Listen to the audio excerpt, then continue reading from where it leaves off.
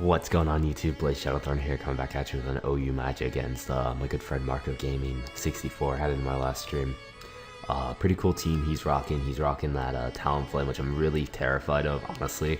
I wasn't terrified of it when I brought my team, because this was just a team I had in my battle box. So I was like, you know what, let's go.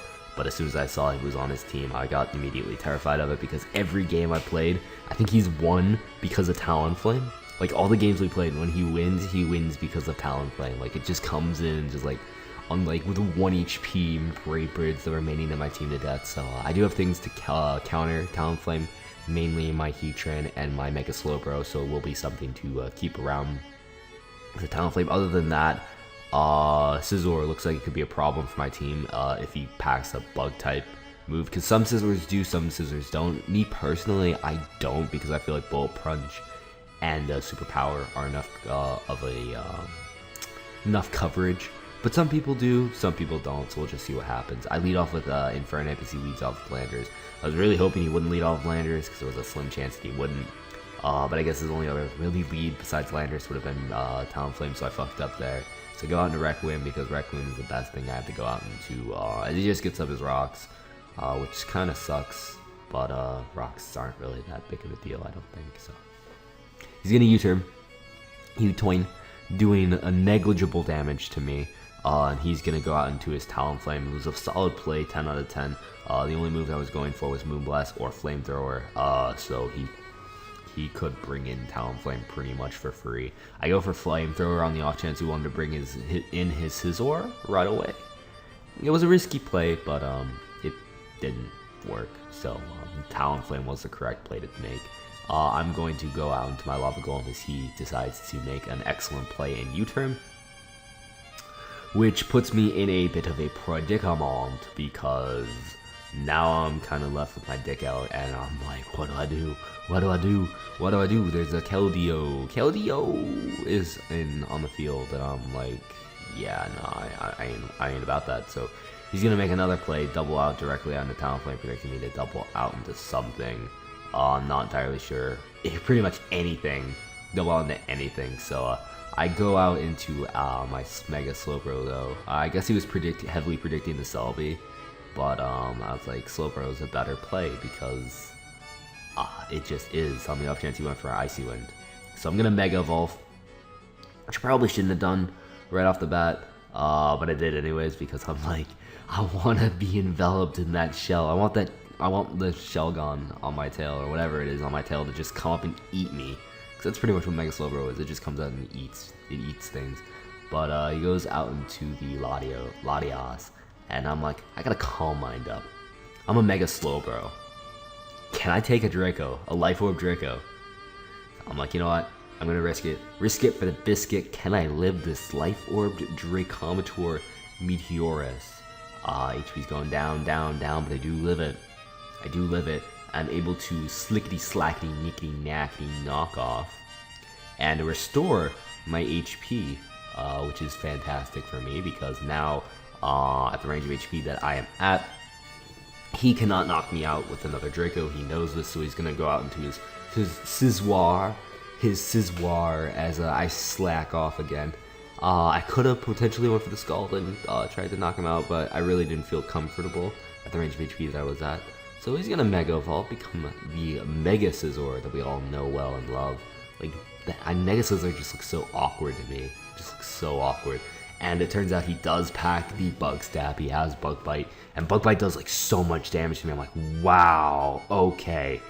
I'm gonna go for a Scald, and I don't get the burn, which is unfortunate. Now right here, he makes the ballsiest play ever, because I know another Bug Bite will not knock me out, but I just don't want my Mega Slowbro to be at that range of HP. So he Swords Dances on my switch out. Like, I could have stayed in. I could have killed you off with another Scald. I mean, I would have lost my Slowbro in the process, but your Scizor would have been dead. And your Scizor is your win condition, man. So that was just a ballsy play. And on top of that, he packs Superpower, which I'm like, no. I was really hoping he wouldn't, but at the same time, all Scizors should carry Superpower for Heatrans. So that was a little unfortunate, but Yeah, I'm gonna bring out the Ape of Steel now. Threaten that thing out because obviously I threatened him out, and he's gonna go out into his Latias, and I'm just gonna click Flare Blitz because what else was I gonna click? A close combat and do no damage. As it is, Flare Blitz did pretty decent damage for being a resisted hit. I'm pretty pleased with that. Right here, I make a kind of ballsy play and stay in.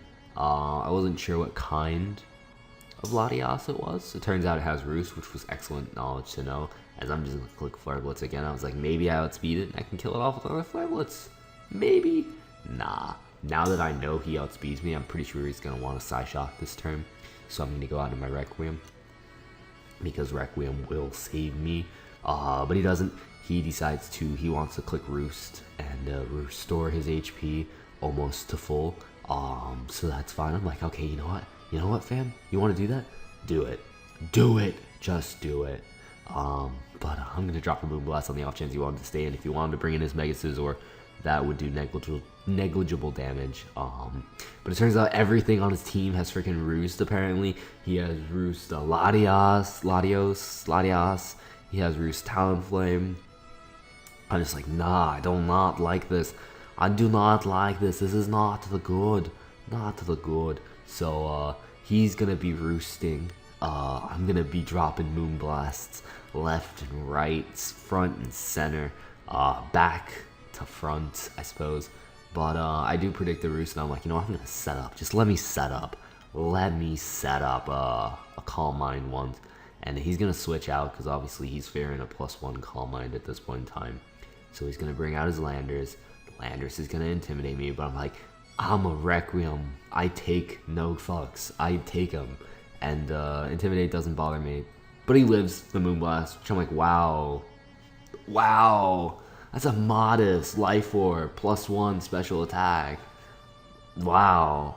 I'm upset.